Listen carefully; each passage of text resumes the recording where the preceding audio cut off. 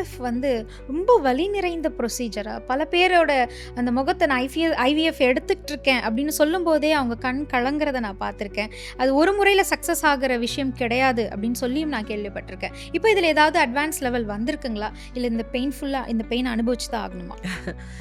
I think IVF painful அப்படிங்கிறதே வந்துட்டு ஒரு குழந்தை பிறக்கிறது கூட பெயின்ஃபுல் தான்.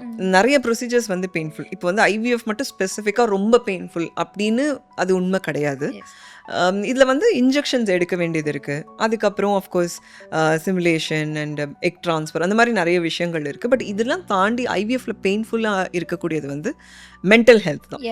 ஏன்னா நீங்கள் வந்து குழந்தை வேணும்னு சொல்லி ஒரு ட்ரீட்மெண்ட்குள்ளே போகிறீங்க, அதுக்கு பே பண்ணுறீங்க, ஒரு நாளும் you look forward and then ஒரு ப்ரெக்னென்சி டெஸ்டிங் கிட்ட வச்சு ட்ரை பண்ணுறீங்க. ஸோ அந்த ப்ராசஸ் தான் பெயின்ஃபுல்லே தவிர இது வந்து நிறைய ஊசி போடுவாங்க, இது வலிக்கிற மாதிரி ஒரு ப்ரொசீஜர் அப்படி கிடையாது.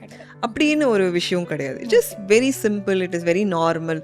ரொம்ப சின்ன பொண்ணுங்கள்லாம் வந்து இப்போது எக் ட்ரான்ஸ்ஃபர் பண்ணிட்டு போகிறாங்க, which is almost like IVF. So நான் எக் ட்ரான்ஸ்ஃபர் பண்ணியிருக்கேன். So I know I've gone through things like that. எனக்கு தெரிஞ்சது வலி, இது குத்துறதுனால வலி, பிளட் எடுக்கிறதுனால வலி அப்படின்னு அதை தாண்டி I think mentally if you're not strong அது ரொம்ப வலி நிறைந்ததாக இருக்கும். Because you look forward for something, அது நடக்குமா நடக்காதாங்கிற ஒரு ambiguity might be a little more painful.